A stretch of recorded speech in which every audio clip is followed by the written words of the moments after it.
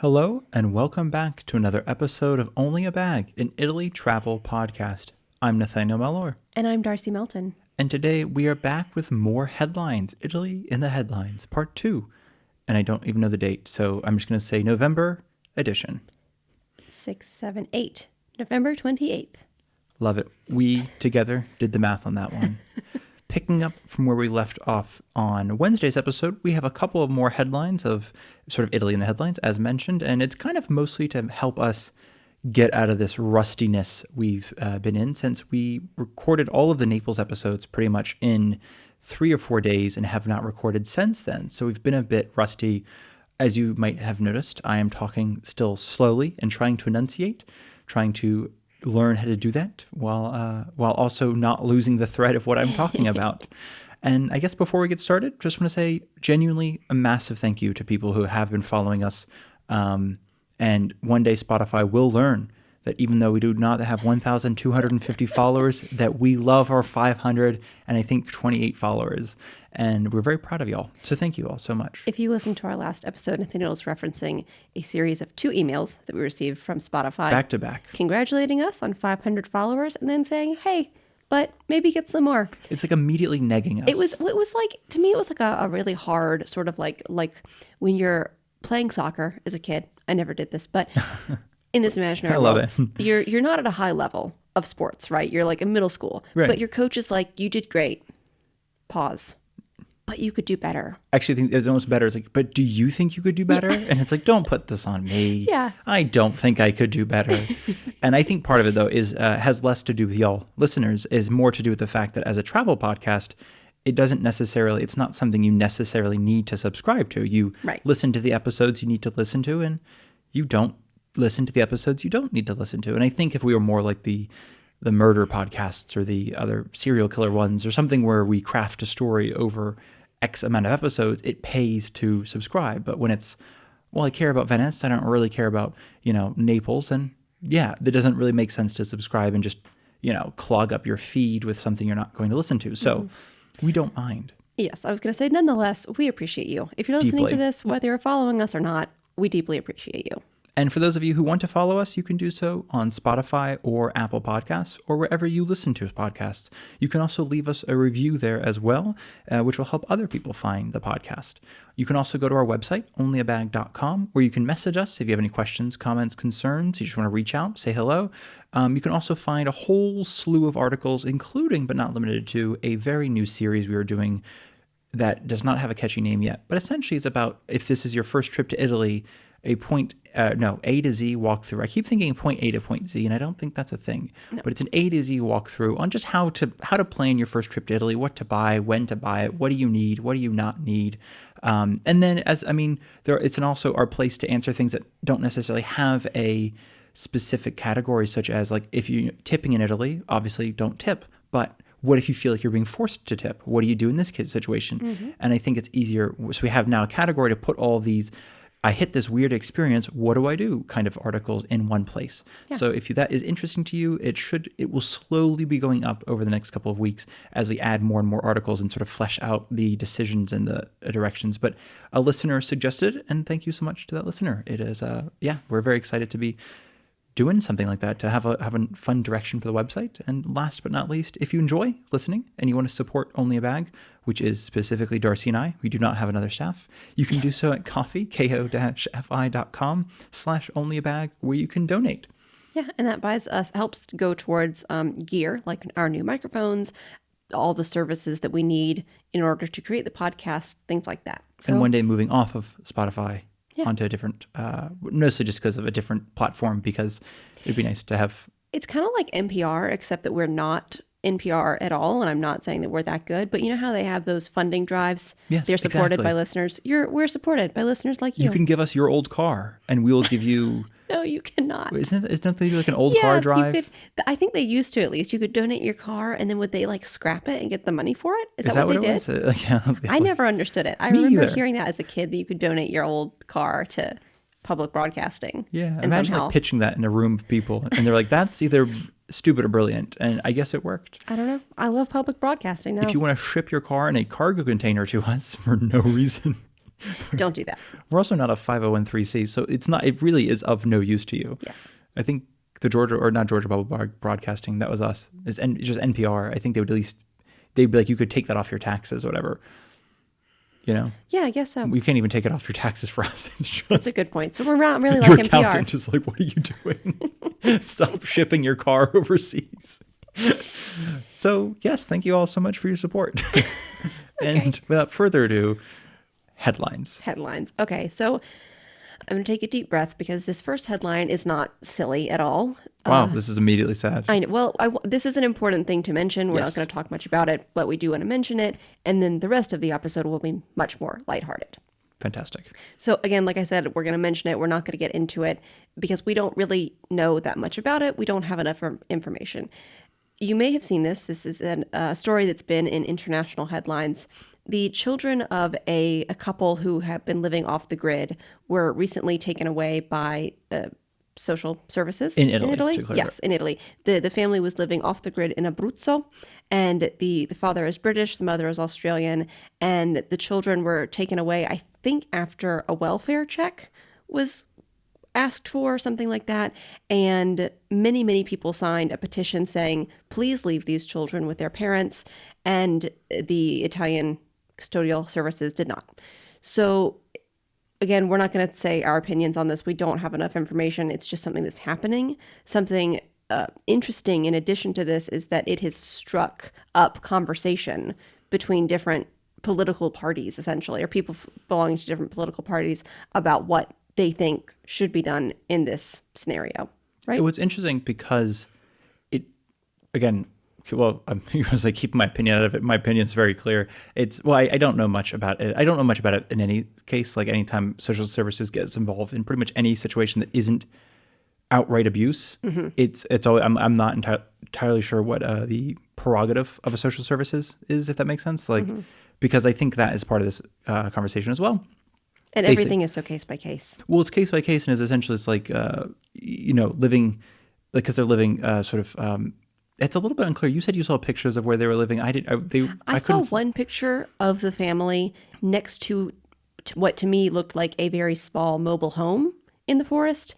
It is unclear to me where they were actually living. Okay, because the article I read was like they bought a dilapidated house or building or something like that, which, as you heard in some of our episodes, especially the €1 house episodes, that is not uncommon at all. Like even around us, there are plenty of houses that are not connected to electricity, that are not connected to water.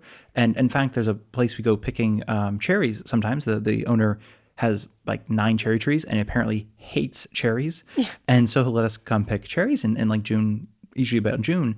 And his house is not connected to electricity and water, but it's still functionally a house. Like it has bedrooms and the whole 9 yards, but it's the water's well water and it doesn't have electricity. It's just their summer home where they just sort of get together and I think make paella, he said, and drink and sort of play card games. Which is not Italian, in case you were wondering. Yes, it is not. Yes, sorry, I should have clarified that. Very much not Italian. But I love it. Likes paella, I think.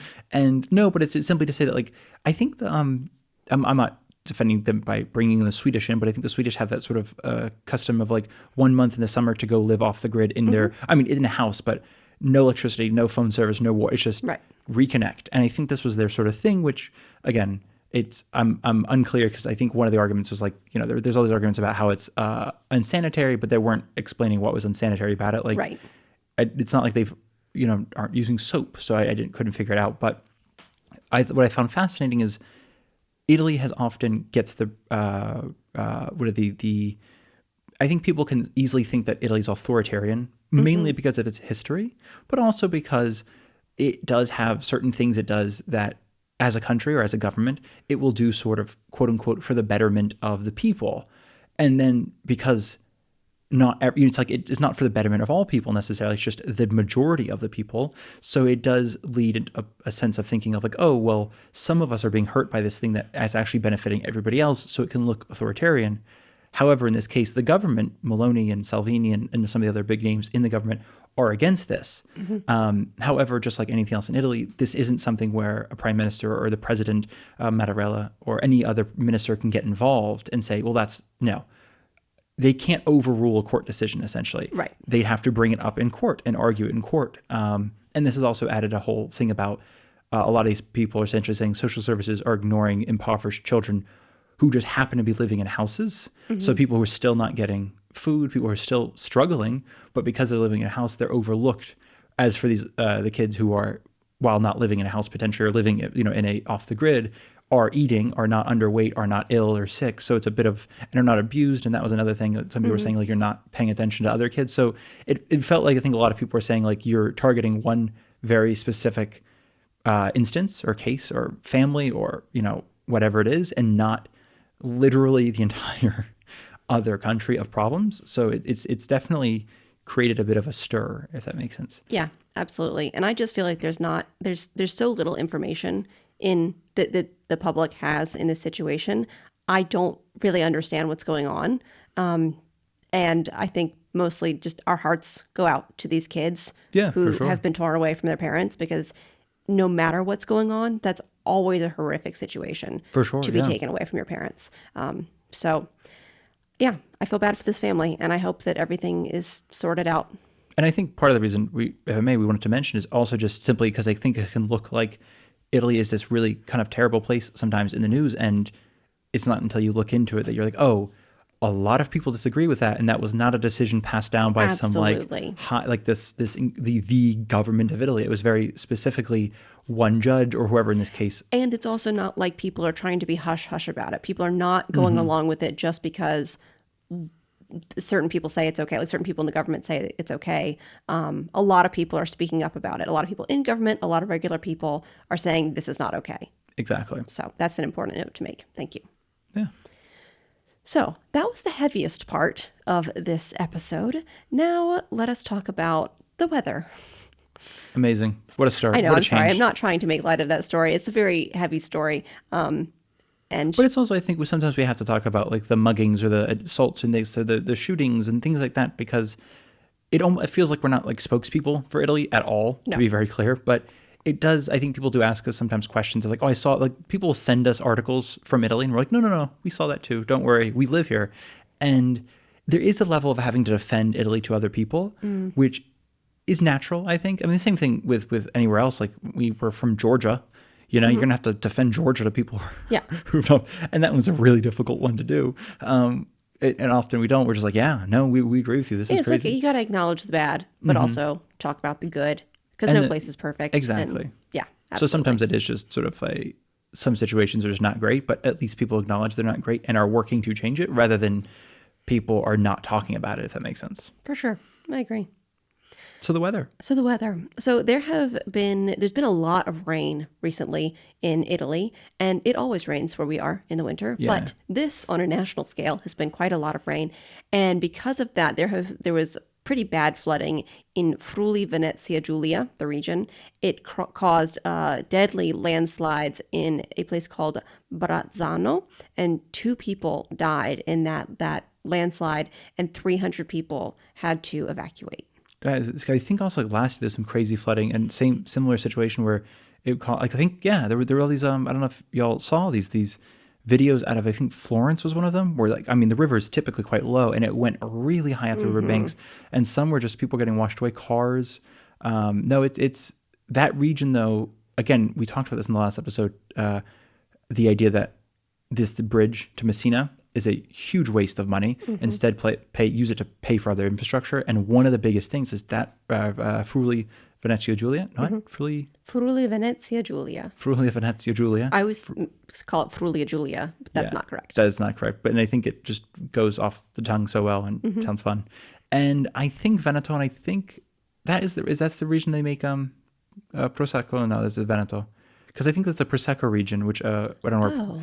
Honestly, I should know this. I literally just said how I'm from Italy, or whatever. I live in Italy, but I mention this because there's been a big, essentially, rain has been every year. It's gotten worse. It seems like the winter, especially the early winter storms, especially after a summer of very little rain. Yes, that's the worst. I always say I'm not a meteorologist, but when the ground is very, very dry and then suddenly becomes very, very wet, it's really bad conditions that can create landslides. Well, and people are essentially saying that, like, it's destroying, like, the Prosecco grapes, which are from this region. Fantastic. Friuli-Venzezia Giulia. And people were saying, I mean, obviously people dying, to be clear, is worse than, I think, of course, Prosecco grapes being destroyed, just for clarity. But it's people are saying like these farmers can't necessarily create infrastructure themselves. Like they can on their property, and they are. I think some people are planting like fig trees and things like that because it used to be back in the day you wouldn't have monoculture on these Prosecco vineyards. You'd have other trees and things to help, especially things with wide, shallow roots to kind of keep the land in place so you wouldn't lose vines. Mm-hmm. So I think that people are essentially trying to go back to that, but they're essentially saying like we need like levies. Not the jeans. Yes. Okay. The construction. The jeans are Levi's. That is true. The levies. I'm thinking of the song. That's how I know. That's the American Pie. That's exactly what I was thinking. Okay. I was like, drove my Chevy to the levee. And no, so there's a lot of that, or sort of essentially just basically how to, when things are flooding, like how do you move the water quicker? Mm-hmm. And I think a lot of towns that used to have little channels and ditches and things like that. And I mean, I think interesting, it's not at all Italy, but London famously had a bunch of little channels and ditches basically leading to the Thames, mm-hmm. and over years covered them up because like, well, we don't need them. And I think it was early 1900s where there was a massive rainstorm, and they're like, oh, that's why we had these, because they just, without it, you lose a lot of, like, if just without the water for anywhere to go, mm-hmm. it floods everything, but it washes a lot of buildings away. And that's kind of what people are experiencing now. Not to say that but basically it's like we're if you pave over these things, then it isn't. I mean, infrastructure needs to be in place to protect people and their homes. Exactly. And then the land, which, contributes to the economy. Yeah, no, exactly. And then you think here, like you mentioned, we have a lot of rain, which is typical, but usually once a year there's thankfully not as the same level, but there's usually a mudslide, mm-hmm. Or a road gets washed out because it just under the road just sort of disappears, so the road itself disappears, and that'll happen, and they'll put little warning signs and stuff everywhere. And I mean, really, they just put a sign that says "road washed out ahead," but then don't close off the road.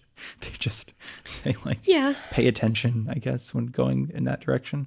The whole town is abuzz with it. Yes. So you typically know because everyone's talking about Everyone's talking, and especially all the rocks and stuff that's been lodged in the side of the hills for 9 months have now become dislodged and fall into the road. So it's a fun time of year.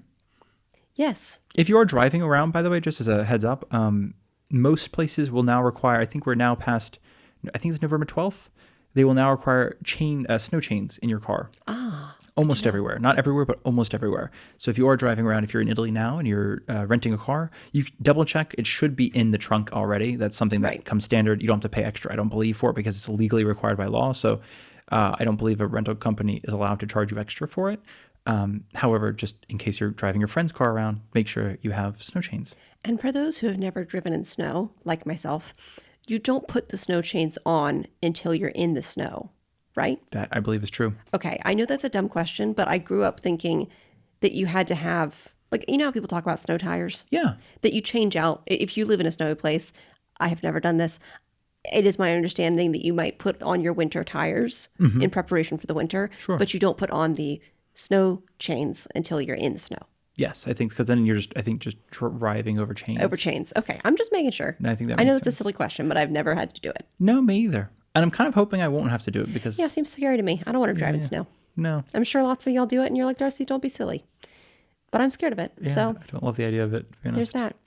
Speaking of cars, this is a sort of footnote, but they've debuted a new Carabinieri car, the Topolino, the Fiat Topolino, which is like the little Fiat. It's like a Cinquecento, right? Like the Fiat 500? Yeah, it's more like the Citroën, whatever that little tiny Citroën car was called. Because I think the Topolino is the Fiat electric. I think they're technically... That's right. It's smaller and electric. Quadricycles and not cars. Okay. And it doesn't really matter to y'all listening necessarily, but I think you'd need a different license. And I think sometimes with quadricycles, you might not even need a license because it falls under bicycle, or at least like under a certain age, you can drive without a license because it can only go so fast and they're made of plastic. So don't get in an accident, but like they can't do that much damage. I mean, they can do damage to people, but not like you can't knock out like vehicles. or a side of a building. No, it's kind of I think Citroën had the first and Fiat has one. It's very cute. They have like a version with, instead of a door, they have a little rope that goes across the door instead. But not the Carabinieri ones, right? I hope I honestly hope so. I think those have full doors. I know, but it'd be so much cuter if they had little ropes. They just have to remove their velvet rope as they come out to give you a ticket. Exactly. They have little, like, instead of a moonroof or sunroof, they have a little, like, I don't think the carabinieri ones, but on them you can get a little fabric roll that you can roll back. It's very cute. It's essentially, it's supposed to get you around a city or islands or anywhere if you live somewhere that is essentially tight alleyways and you can't navigate with a normal car. Mm-hmm. It's not great for going up hills, but it just seems like, I mean, for 4,000 euros, it just gets you around, and you could charge it with a regular plug. So they only cost 4,000 euros? I think so, somewhere in there. Because you and I looked at it and it was like, well, that could work. But again, I could fit in one. I don't think you could. I don't think I could. Some carabinieri people are quite tall. They wouldn't be able to do that. Some people are quite tall, obviously. You need Darcy, like the jockeys to kind of be in there or something like that. The 110-pound jockeys to like get in the little carabinieri vehicles. Yep. All I know is that next time they film a movie in Italy and the carabinieri after people, this is going to be so much better. They have to send a fleet of the Topolino. Instead of the sleek like Lamborghinis, whatever, I want like 7 of these little things. That'd be so much better. On the note, go ahead. No, you go. Oh, I was going to say, actually I had a note on weather. Yeah. If we can circle back to weather. Yes. So this actually might affect y'all depending on what happens. No, it's interesting. So a couple hours ago, we look at headlines. We have some saved over the course of weeks, and then we have some that are just like, okay, we should find a few other headlines so it's not just the 4 or 5 headlines in the news. Yeah, I just didn't want everyone to think that like, oh, you guys just found these things, and I am very whatchamacallit, and I need people to know that I put more effort into this, Darcy. Oh, okay. So, no, I just thought it's interesting. So Campi Flegrei is in Naples, and we've talked about this before. It's essentially a seismic area in Naples, not necessarily near Pompeii. It's more west of Naples. It's like along the coast. Right? Along the coast, Pozzuoli, we've talked about before. It is essentially built in these caldera. This entire town is built in these caldera, which are these giant bubbles that inflate and then deflate, I guess, over time, and typically over thousands of years. We talked about in the 80s, pretty much overnight, the bay of Pozzuoli rose about, I think it was like 2 or 3 meters, but essentially boats that were nowhere near touching the seafloor were pushed up by the seafloor. Buildings rose, and actually there's a neighborhood called I think it's called Rione Vecchia. I just wanted to find it because I didn't realize Rione Terra. It is an empty neighborhood in Pozzuoli. It still has churches and stuff, but basically the state in the 70s and 80s kicked people out forcibly and gave them apartments to live in outside, but basically said, you cannot live here. Like, when something goes wrong, this is all going down and there's no way to get out, kind of thing. So it's state-owned and it's still empty, which is, you can still visit it. You can go visit, but it's essentially a bit of a ghost, not even town. It's very much a little neighborhood. Okay. But the reason I bring it up is because there have been more earthquakes this year than the last couple of years. But looking at it, I thought it was fascinating. They had a little graph. In 2010, there were 26 earthquakes, minor earthquakes. Most, it looks like all of them were under 1 on the Richter scale. Okay. Some under 0. In 2025, there have been 5,541. I'm sorry. Can you go back to the previous number of 26. And now? 5,541. Okay. So between like 2010, 2011, 26, then 18, then it went up to about the low hundreds. So people are like, okay, there's some movement, like 100, 140, 150. From 2018 onwards, it essentially went from 217 to 1,514. Yeah, right? That's almost 6 times higher. And then since 2022, it went from 33 to 47 to 5,500. The nerve-wracking thing is, in 2020 was the first time in 15 years that any of those were above a 3.0, above a 0 on a Richter scale. But this year, we've actually had them above 3, and I think one hit like 4.6 recently. And some people still have not returned to their homes because there's cracks and it's just ruled unsafe for habitation. They said tens of families, so I imagine it means I don't know if it means under 100 families or under 100 people. It's not a very big population, but some of the people they interviewed have an interesting...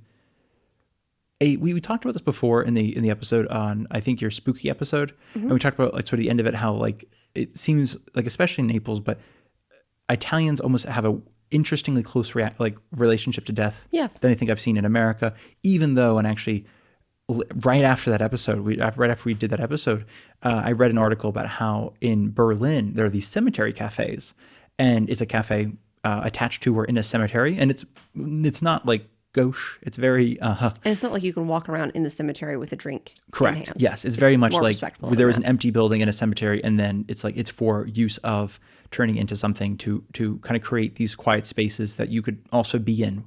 And one of the first people to start one, she's actually Italian, and she mentioned her family was like, no way are you actually working? Like, that's so weird, because she's like, Italians don't have a relationship with death. Really? And I thought that was fascinating, because I'm like, again, as an American, do you know where she's from specifically? Somewhere in the north.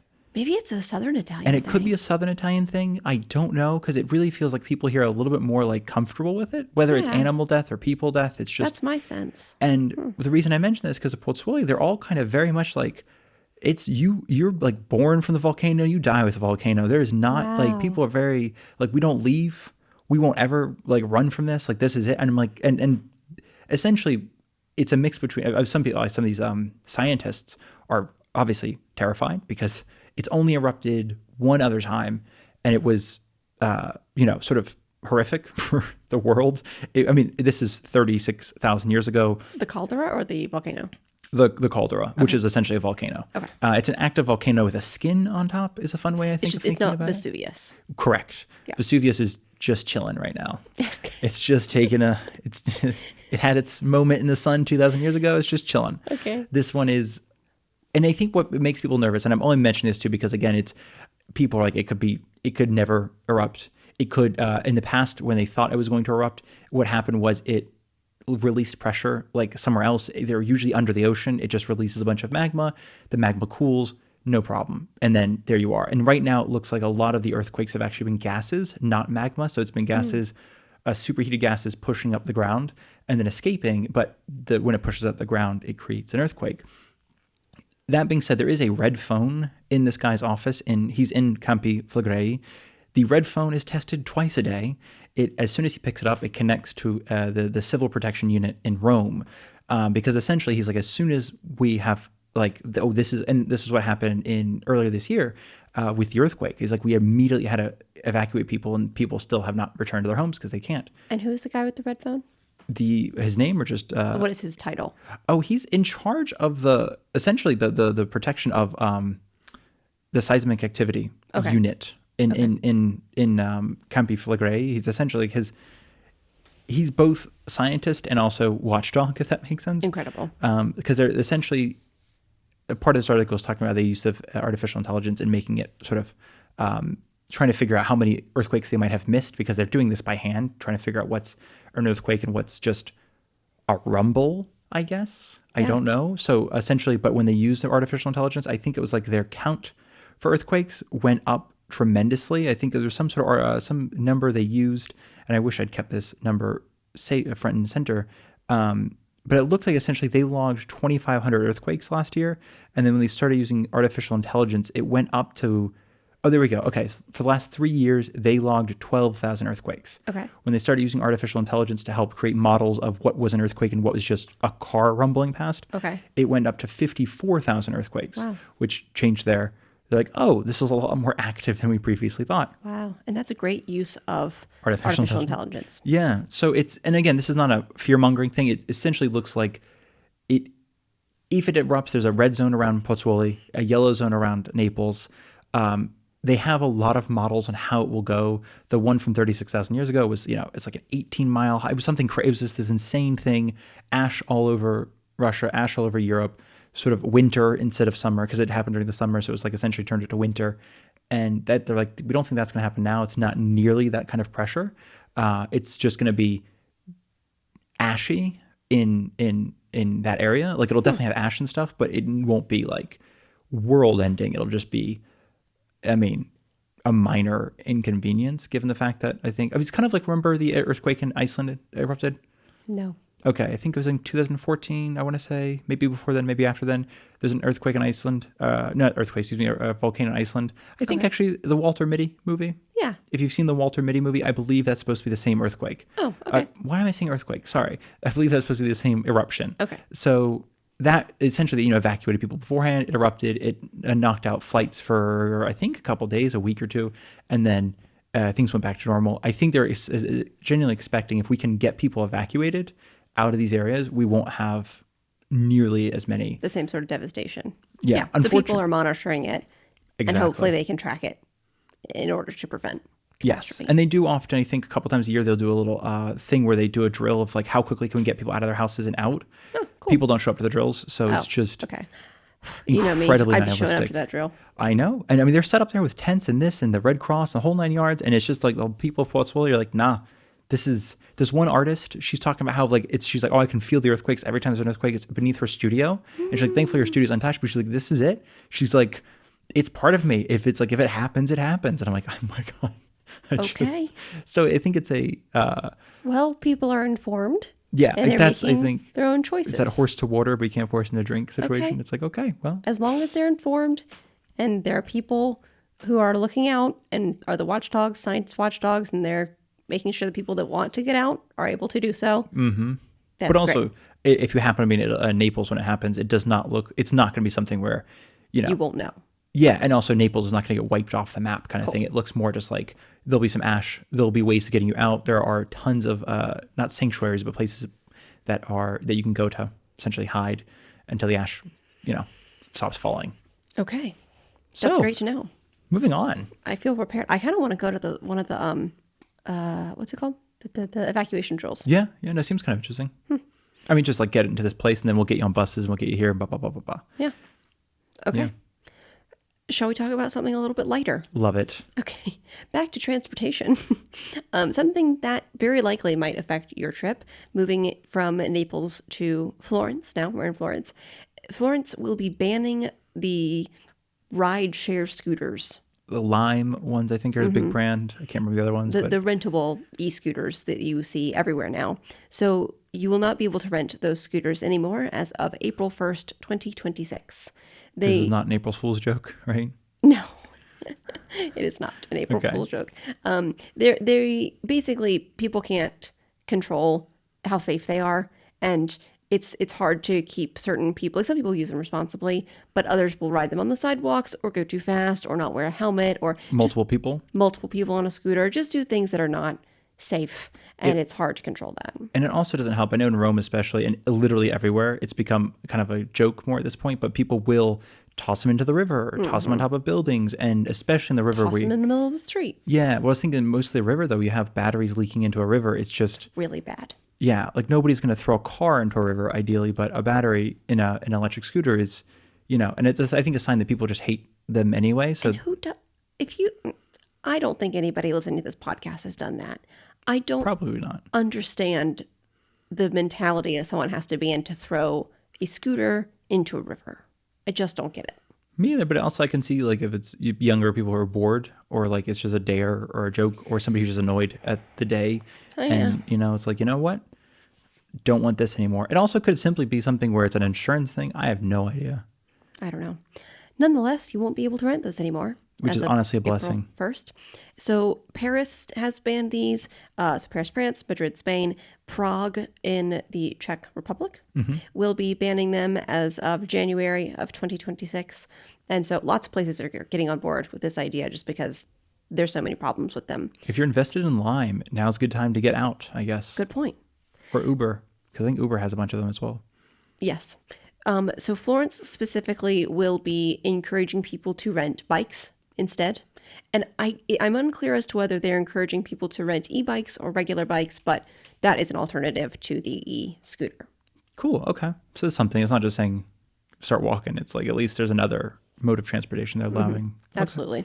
Another change coming in 2026 to Florence is that the city will be limiting the outdoor seating that cafes, restaurants, and bars can provide.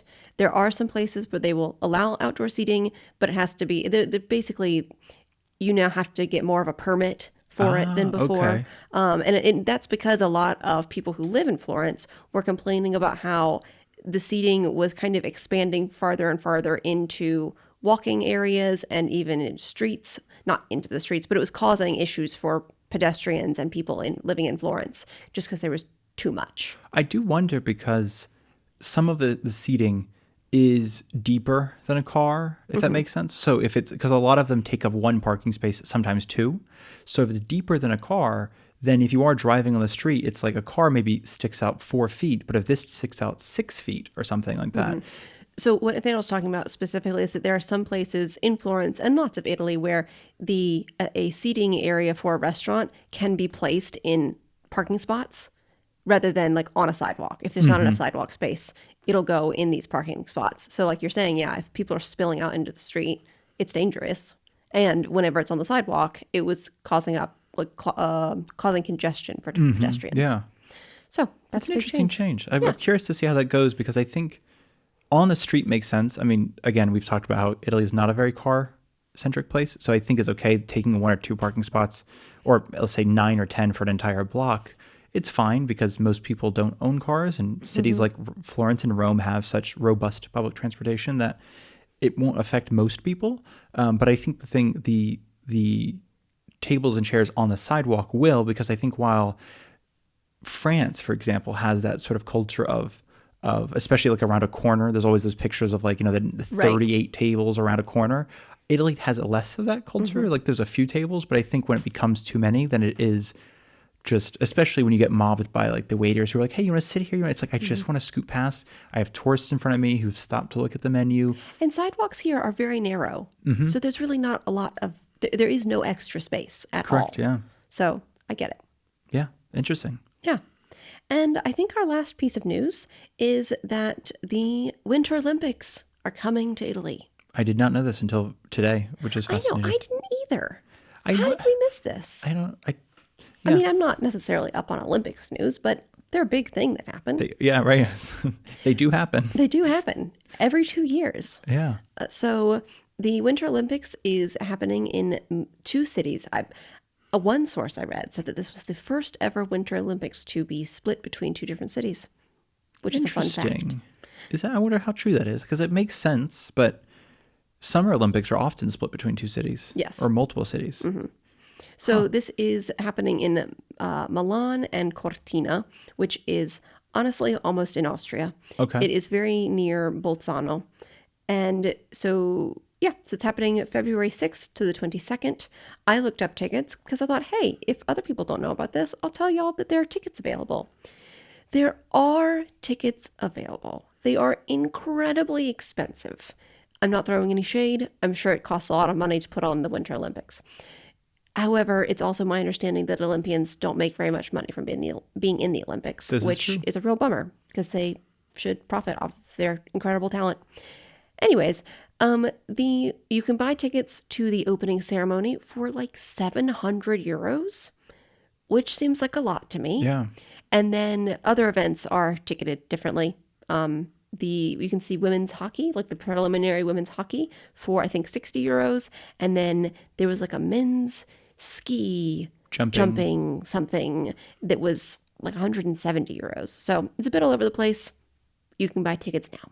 Which is crazy. It's like one is sitting inside of a stadium or an arena or whatever hockey is played in, a building, somewhat heated, and watching a sport, fun. The other one's standing outside in the cold, in the snow, being like, I think he jumped. Not fun. And the price is wildly different. Yes. I would opt for the women's hockey, personally. I mean, that just sounds like a better time. Plus, there's like popcorn and beer versus whatever it is outside. I mean, there's like, in the ski chalet, there'll be some hot chocolate or something, but I don't really know how the Olympics works. I'm assuming snacks and drinks really are involved. Based I am. Well, actually, on a slightly related note, I think, because that was the last piece of news. That's my last piece of news, yes. No, and this is not news at all, but we are going to be talking about, in the next week's episodes, just some winter things, if you are coming or planning on coming for the winter, just some things to do. Skiing, winter hiking, I don't know. Probably don't do that. Christmas markets. I think last year we talked about wanting to do an episode or 2 on Christmas markets. But one of the things, there's recently an article about how Italy's ski resorts are no longer for the every person because they've gotten more expensive, so not only the rich can afford them. And I thought, wow, I did not realize that everyone could afford to go skiing in Italy. Could they? I don't think so. But and honestly, it could be, though, genuinely like a northern thing where instead of beaches, you just go skiing, and it was a more affordable. But skiing never seemed like the affordable sport to me. We somewhat know people who have come to Italy for skiing, and they have said that they have chosen Italy because of its affordability. But it is my understanding that those people are wealthy. Well, I was thinking my uncle who did, and he did mention that it was like he wanted, because I think it was a whole thing, and he wanted to go skiing or something. I don't know. They're not a skiing family. I should be very clear. This is very strange for the whole family. We're like, what are you skiing for? It doesn't matter. I think it was just he wanted to ski because other people were skiing. He was like, I feel left out. So he was like, I need to go skiing. Okay. Fantastic. And he looked at prices in Connecticut, and it was like 3 times as much as Italy. And he's like, getting to Italy, staying in Italy, and going skiing in Italy is going to save a ton of money compared to Connecticut. And they live in New York, so it wasn't like, expensive to get to Connecticut. So I guess by comparison, it's affordable. And I think so. And it also sounds, I think, a lot better on paper when we went to Italy to ski. Oh yeah, it sounds amazing. And sounds very impressive. Well, and actually on that note, though, one of the things that's been happening year after year is the winters have been a bit warmer, not where we are, freezing, but they have to, one is they've had to sort of create snow, whatever that is, have snow machines. Manufactured snow? And manufacture snow. And then they've also, according to a lot of these ski resort people who run the ski resorts, essentially he's saying like, no one, it used to be like, the day after a snowstorm, snowfall, you'd have a ton of people on the slopes, and then it would peter out as people don't really want to, snow on compacted. Ski on compacted snow. Yes. What did I say? Snow on. Right. That wouldn't work. Okay. So people, sorry. So people wouldn't want to ski on this compacted, snowy, icy sort of material. And so he's like, it's become common to every day, run the snow machines overnight. So every day is fresh snowfall. Yeah. And it's become wildly expensive but also kind of untenable, like in the sense of if it's not below freezing anyway, and which again, a lot of nights are not below freezing. He's like, it's just not working kind of thing. So I'm curious about this, the Olympics, because that's been a huge issue just with recreational skiing. So if people are expecting it to be cold enough to ski and it's not, then it's going to kind of create some interesting situations, I think. Yeah, for sure. So on that note, I think that's everything. And that is our headlines for this week. Thank you so much for listening to our opinions and mostly news. That is a great name for a podcast. Our opinions and mostly news. Except ours is mostly opinions and some news. Yeah. We should maybe start pitching that instead. See if iHeartRadio is interested in that. I feel like, that's where everyone goes with their podcast. They're like, now iHeartRadio has, sponsoring us or something. So I feel like, I like a lot of podcasts. I listen to a lot of podcasts, and a lot of people seem to be going to Sirius. So if you also have a podcast and you're looking to go somewhere, maybe check out Sirius. I've heard they're very serious. Yeah, we're not represented by anybody. I have no idea, but that's what I'm hearing on the podcast that I listen to. That makes sense. They're moving away from satellite radio to podcasts. Yeah. Okay. I don't understand it, but there it is. There we are. Our opinions and no news. Thank you all so much for listening. Thanks for listening, and we'll talk to you next week. Tanti abbracci.